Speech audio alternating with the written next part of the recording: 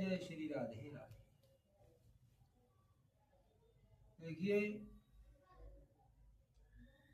Arjun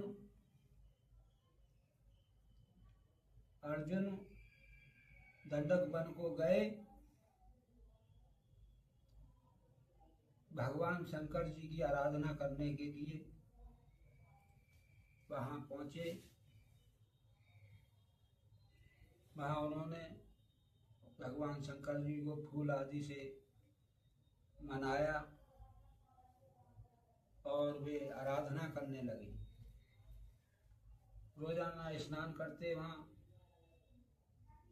one में ही और आराधना करने लगते। सूखे पत्ते खा खा करके अर्जुन रहे। एक माह तक उन्होंने सूखे पत्ते खाए।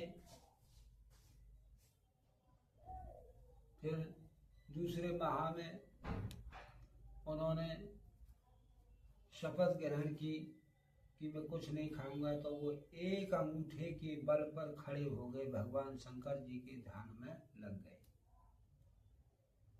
हवा पीकर रहने लगे। भगवान शंकर जी भील भेषधारी में और भीलनी का भेष माता पार्वती जी ने धारण किया। वहां वन में सूकर रूप में एक राक्षस था। सुअर के रूप में राक्षस था। वो अर्जुन की ताक देख रहा था मारने की। इतने में ही भगवान शंकर आए। उन्होंने उसे देख लिया तो उन्होंने जैसे ही वो ताक में था वैसे ही अर्जुन की आंख खोल के देखी तो अर्जुन ने उठाया बाण और इधर भगवान शंकर जी भील भेष के रूप में वहां त्रिशूल ले हुए पहुंचे। तो उन्होंने कहा नहीं नहीं नहीं, इसे मत मारना, ये मैंने देखा है, इसे मैं मारूंगा। भगवान शंकर जी कहने लगे मैं मारूंगा। इतने में ही अर्जुन ने उठा करके बाण और उस सूकर को मार डाला।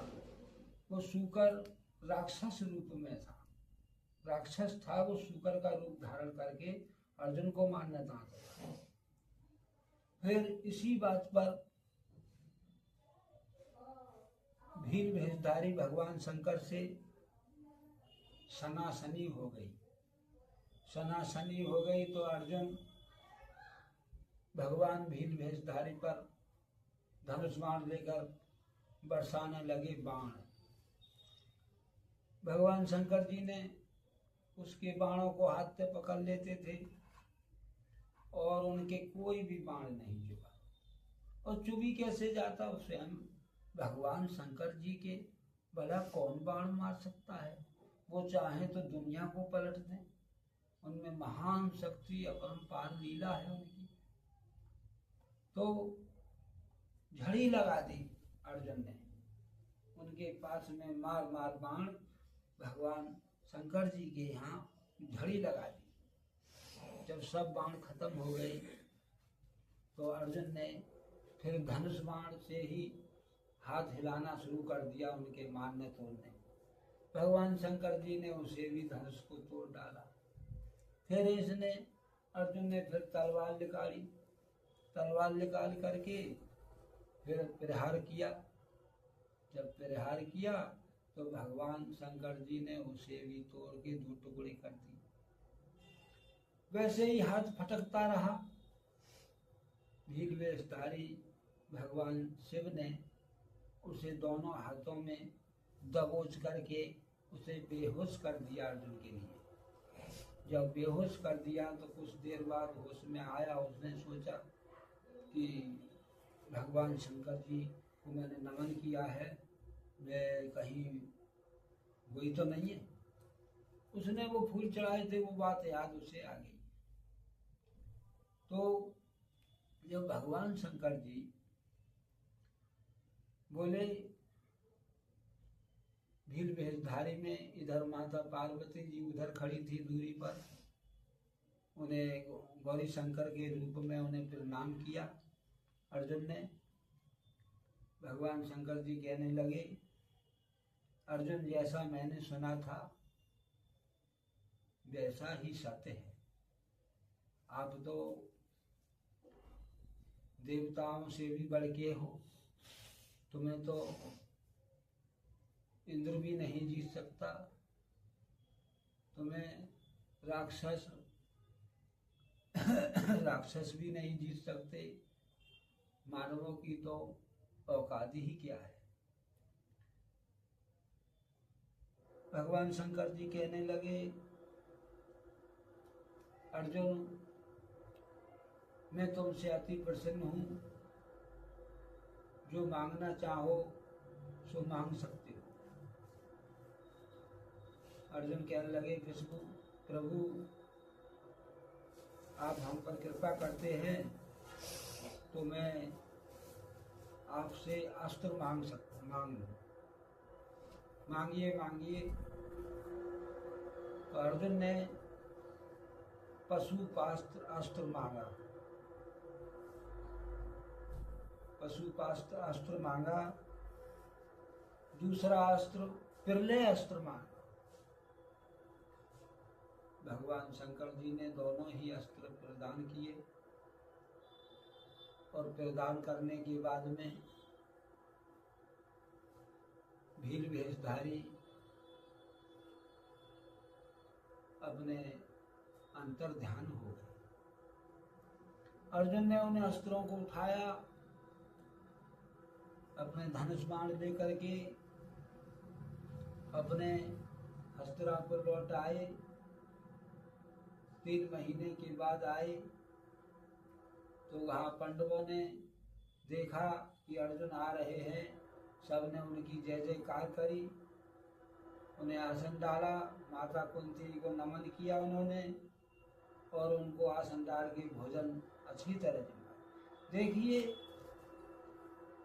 भगवान परमात्मा हरि जैसी कोई श्रद्धा या इच्छा रखता है वो प्रभु वैसी ही श्रद्धा को पूर्ण करते हैं। ये तो नहीं कि 6 महीने में एक बार कहीं तीर्थ धाम पर निकल गए, 6 महीने बाद साल बाद मंदिर में चले गए, उससे आपकी भक्ति पूर्ण नहीं होती। भक्ति पूर्ण वही है जो रोजाना के प्रभु का भजन करे, प्रभु को मन में रखे, काम भी करे तब भी प्रभु को मन में रखे। ये साधना करनी चाहिए नर नारियों के लिए। सुनिए, संसार लोभ क्रोध माया से पूरी तरह से चालबाजी कर रहा है, लेकिन सब कुछ पता होते भी हर नर नारी को कि हम यहाँ खाली हाथ आए हैं और खाली हाथ हमें जाना है, हमें लेके कुछ नहीं जाना है, फिर भी पाप में डूब करके जाते हैं और 184 के भोग में नर नारी हमेशा हमेशा डूब जाते हैं। देखिए, जब संसार में परमात्मा और ऋषियों के द्वारा नर नारी की उत्पत्ति हुई है तो उन ऋषियों ने भी मनुष्यों का कल्याण किया है। जिसकी पीढ़ी नहीं चल रही, जिसके संतान नहीं हो रही, उन ऋषियों महात्माओं ने राजाओं की, गरीबों की पीढ़ियों को उठाया है, चलाया है। तो वे भी तो संत ऋषि थे जो तुम्हारे ही खातिर तपस्या करते रहे, भक्ति करते रहे, क्योंकि हमें किसी को कुछ दे दे। तो आप समझते नहीं कि ये यहाँ की माया यहीं पर रह जानी है। कितनी भी ठगी कर लो, कितनी भी बेईमानी कर लो, ये माया बड़ी दुर्लभ है, क्योंकि इसने संसार को नचा रखा है। लेकिन आप जब जाओगे नहीं तो खाली हाथ जाओगे, खाली हाथ जाना पड़ेगा। और परमात्मा की भक्ति करने वाले यमराज भी हाथ नहीं डालते, इशारे से कहते हैं आओ भक्त, तुम्हारा समय पूरा हो चुका है, अब चलिए हमारे साथ। अरे प्रेम पूर्वक जा रहे हैं, सम्मान के साथ जा रहे हैं, और सम्मान के साथ ही उन्हें विदा करके दोबारा नर नारी के रूप में भेज दिया जाता है। आप ध्यान करके इस वाणी को ग्रहण करें, क्योंकि यहाँ कोई किसी का नहीं है। आप देखिए, आपके 2 पुत्र हैं और आपकी पत्नी है, आप स्वयं हैं। यदि जंगल में हैं और शेर हर्रा के आ जाए तो आप अपने पुत्रों की रक्षा नहीं करेंगे, पत्नी की रक्षा नहीं करेंगे, क्योंकि स्वयं अपने शरीर की रक्षा करेंगे। तो इसलिए यहाँ कुछ नहीं है किसी का, संसार है। हमको किसी ने पैदा किया, हमने किसी को पैदा किया, ये तो चलता रहता आता है। इसलिए धर्म को साथ लिए हुए प्रभु परमात्मा का चिंतन करो, हरि का जाप करो, जिससे कि हमारा यहाँ तो का आगे भविष्य काल में भी कल्याण हो। जय जय श्री राधे।